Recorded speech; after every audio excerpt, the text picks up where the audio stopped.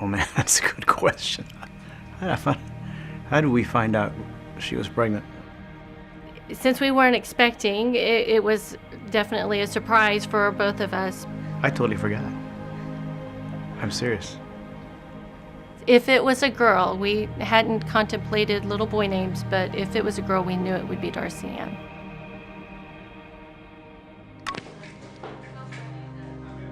Okay, see you later. A few weeks had passed, and I started experiencing crippling pains, and eventually I went to my OBGYN. It was a Thursday, so typically on Thursdays we have our dates. She left, I went back to work, and in the middle of a meeting I got a phone call.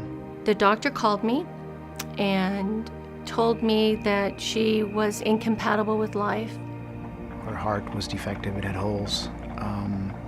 She had cysts in various parts of her different organs. I know she had cysts in the brain. The specialist we went to, he had worked with babies for years and years, had never seen a baby live longer than 24 hours with trisomy 18. We visited many specialists. Most of them, their initial response is abortion. We were prepared for the doctor to present that option. You feel a pressure, you feel this pressure that, are you making the right decision? Because when it's 50-50, whether you're born or not, in the world standards, the child is not worth it, or you don't want the child to go through suffering anyway, so you might as well end it now. Should I continue to go through this pregnancy as if she's going to live and plan a baby shower, or do I just go ahead and live as if she won't? We just knew that Darcy was God's, and that we just trusted in His sovereignty in whatever He was about to do at that time. I always relied on that He will never leave you nor forsake you. And every time we hit a bump in the road, God was there. He would send somebody, something. Various families, visited us, called us. But what's more significant is we were surrounded by people we didn't know. People were praying around the world. Thousands even, that were praying for little Darcy. Jesus said, you don't get because you don't ask. So we ask. We ask Jesus every day in every single one of our prayers, Lord, please make Darcy healthy. Please make the diagnosis wrong. And let her be like one of our kids that we can grow old with. After about a month, we went back to the doctor, and he was amazed because he didn't see the brain cyst. They had gone away. And the other conditions were gone as well. So the only remaining thing that was huge were the holes in her heart. There were all little hints that I'm still here, that you're not going to have to walk this journey alone. And I eventually got to the point to where I started believing that I was going to see her born alive. I remember the day that I went into labor. I didn't realize it, but I went into the hospital 10 centimeters dilated. I had no clue because I kept avoiding it, thinking that was going to be the end. Oh, there she comes. When she did come out, one push, she was out.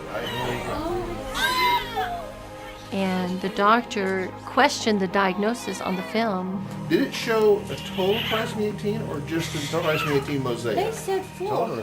Did they? Yeah. But I'll be honest with you, I'm not seeing most of the features. Yeah, I'm not either. She came out screaming. Clenched fist, rocker bottom feet, whatever. I was expecting the worst.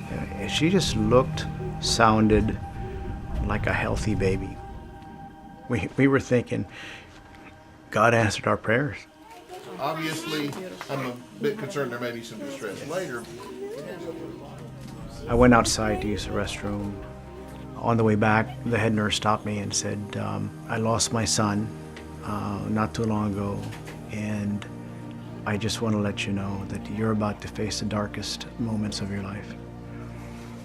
And I just remember just looking at her, feeling sorry for her, but at the same time, realizing that what she's saying is true. Although she didn't have a lot of the outward signs, we knew by that night and the next day she wasn't feeding well, and we knew we were going to have some difficulties. They really didn't give her much of a chance. She said, well, you might as well take her home. Mommy loves. You know, we thought about Job. You know, God gives, God takes away. Blessed be the name of the Lord. Well, we're His, and Darcy was His. So we were going to do our best to take care of the gift. Okay, ready?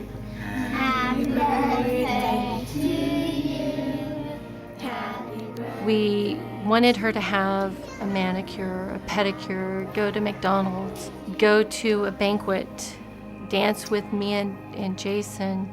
Those are memories that typically you have a lifetime, years and years to do, and we just wanted to experience as much of that as we can. Family coming over, going to church. She rode the motorcycle with Daddy, and we went to the park. But I tell you that the biggest joy, one time I was carrying her, I was in the bedroom, and you hear it, right? And I was happy. I put her down on the bed and I changed her diaper, because I changed thousands of diapers. And I was holding that diaper, just jumping up and down. I said, she pooped. So I guess it gave me some hope that I'm still hoping that God was going to heal this little child against all odds. But yeah, it was hard.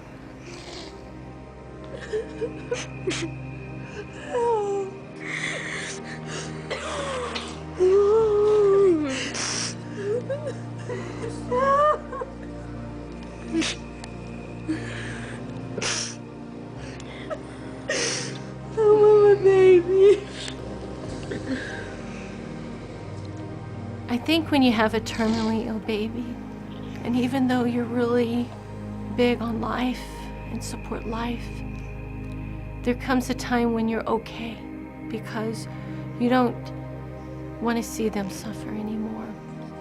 Darcy, Mommy sees. I love you. It was almost as if Tracy was saying, okay, you know, God, she's yours. You know, whatever happens, we'll accept, I'll accept.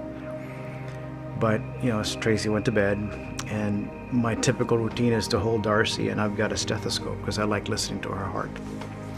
It just slowed down to nothing. And I knew that was it. And I walked around to Tracy's side, and she slowly woke up. So I remember her looking at me just for a second, and then she looked at Darcy. And this painful, guttural cry. It wasn't a loud cry, but you knew it was from deep within. Because here's a mother that knew that day would come, but when it comes, you know, you still don't believe that it's there. You know, He's a giver of life. You know, why not just give us a little crumb from His table? But He said no.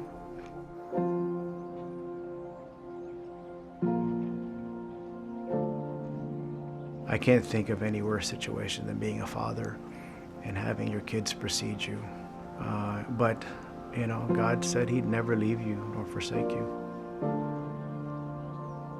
When I started owning the thought that, you know, Darcy's going to pass, right? That was like a no. But when God says no, there's always a reason why.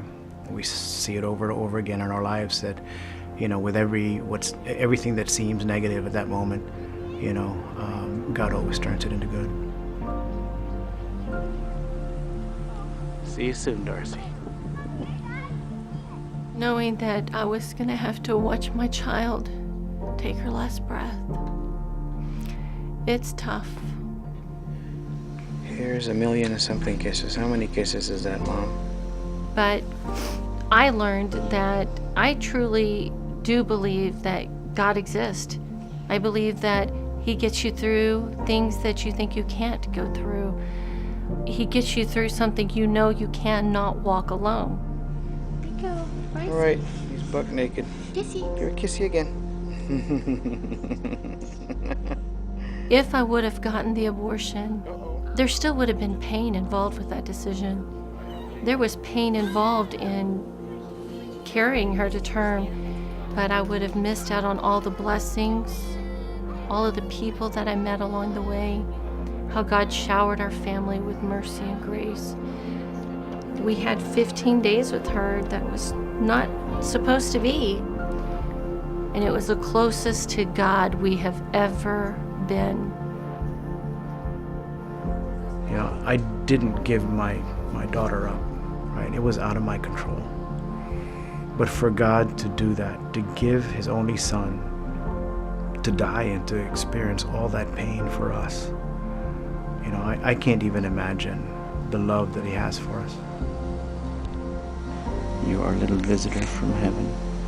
You gave us a message and it's been delivered quite clearly.